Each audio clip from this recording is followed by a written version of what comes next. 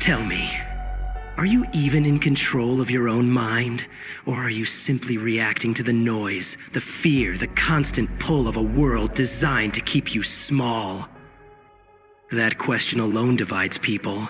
Most will feel uncomfortable hearing it because the answer, deep down, is no.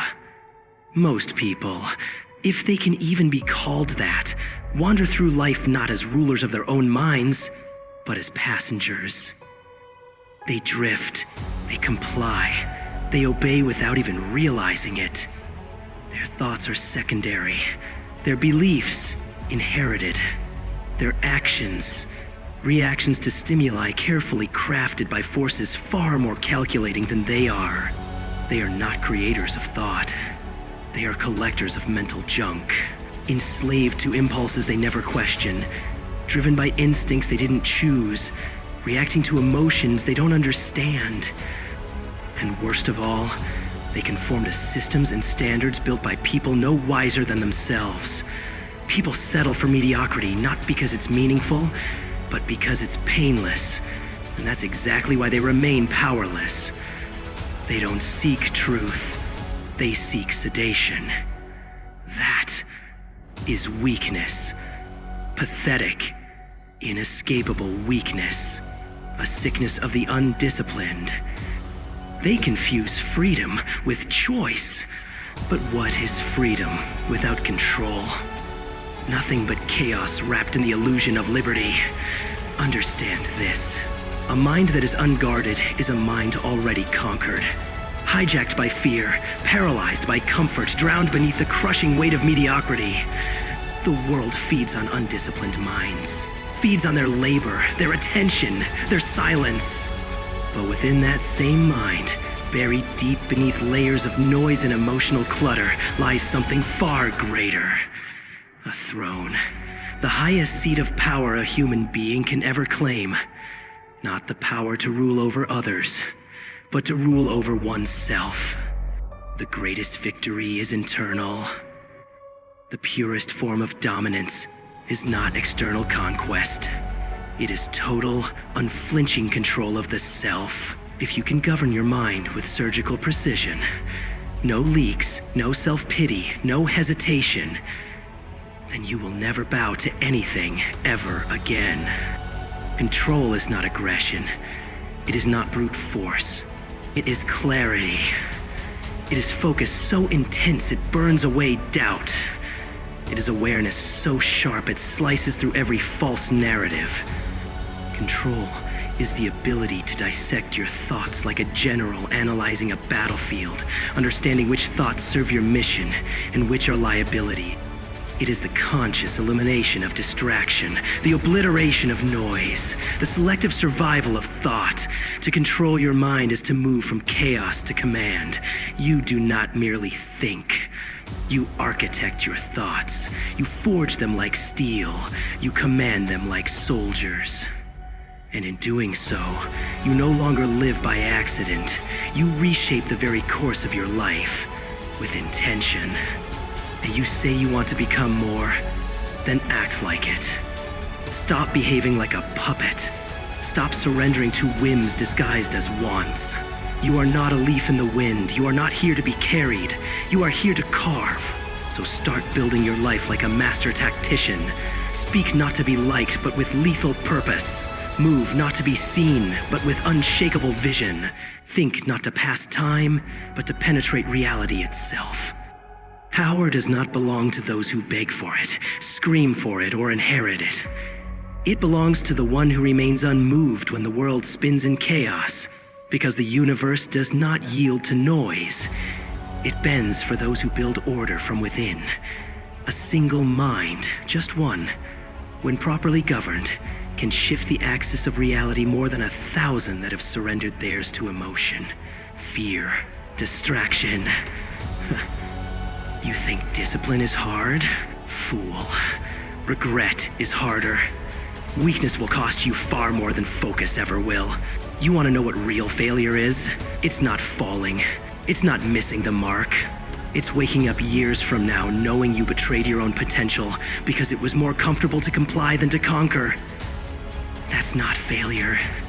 That's death. And no grave is deeper than the one you dig in your own mind.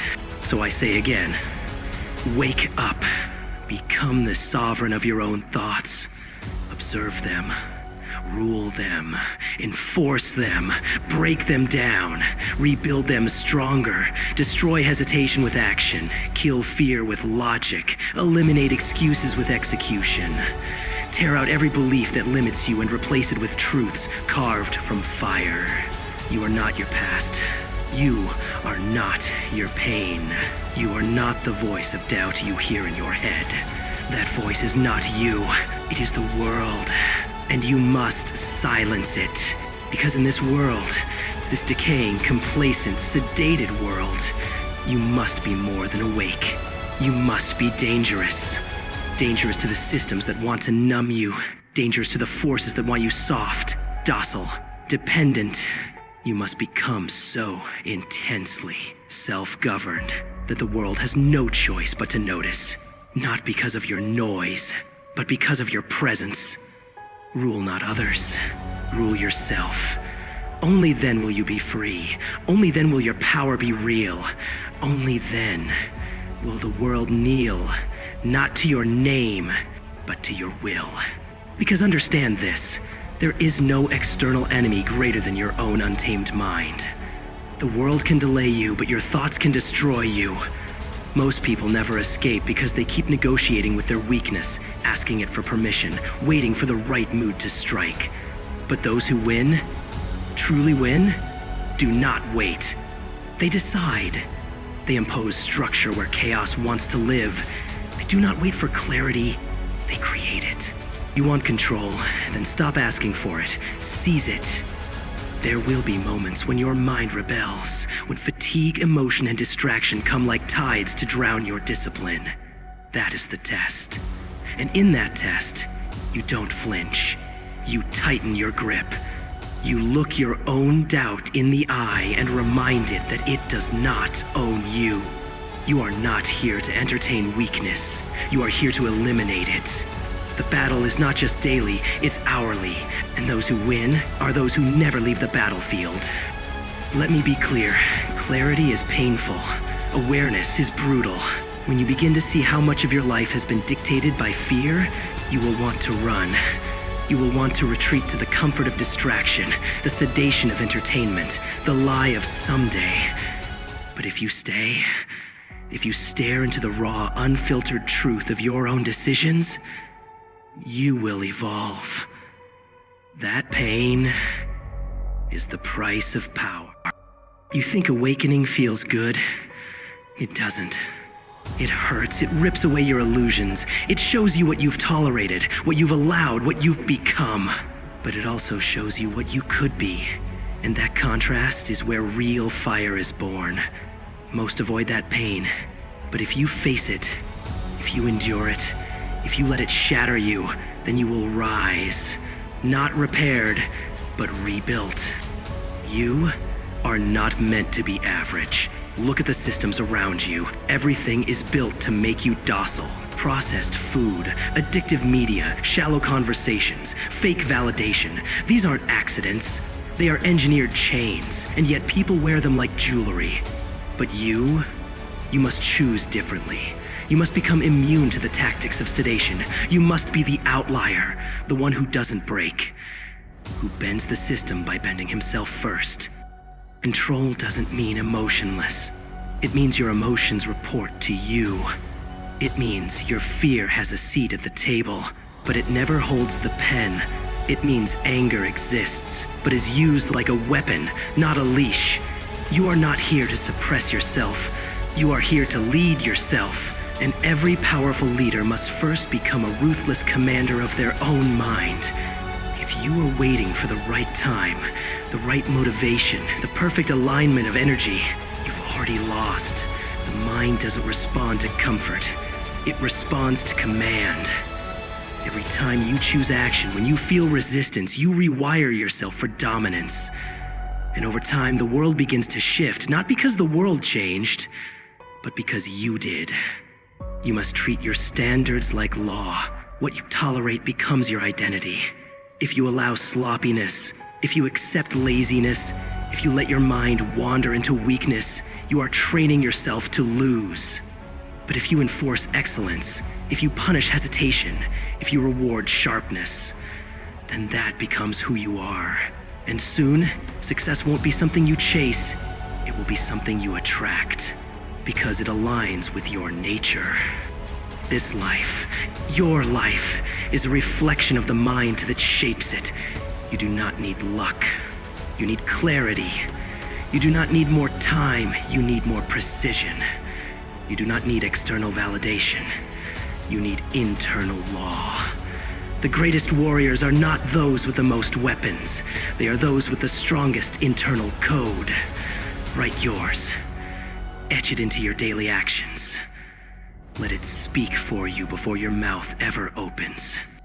And when the world finally sees you, the real you, not the version numbed by comfort or shaped by fear, but the refined, disciplined, commanding version of you, they will ask how you did it. They will ask for your secret. But there will be no secret. Only the truth that you accepted no lies, that you ruled the only kingdom that mattered. Your mind. That is what separates the remembered from the forgotten. So now the question becomes inevitable. What will you do with this mind you possess? Will you continue to live like a machine on autopilot? A pawn among billions, drifting from one distraction to the next, rationalizing mediocrity, explaining away failure with shallow slogans and empty comfort? Or will you finally rise, not in noise, not in display, but in discipline? This is not motivation. This is not hype. This is not feel-good fluff designed to entertain your complacency. This is war. And the battlefield is your mind. Every day you wake up, you are given a weapon. That weapon is your awareness, but most let it rust. Most trade it for pleasure. Most drown it in weakness. But you have now seen what it truly means to rule. And with that knowledge comes responsibility. Because once the truth is revealed to you, there are no more excuses. You can no longer plead ignorance. You can no longer blame the world. You must now choose. Either become the absolute sovereign of your own mind, or remain a prisoner in someone else's design. Understand this. You were not born for ease. You were not born to be coddled. You were born to dominate the one thing that decides everything, your inner world. And that means you must now live with purpose so sharp it cuts through the fog of confusion. You must speak with a voice so precise it silences the noise.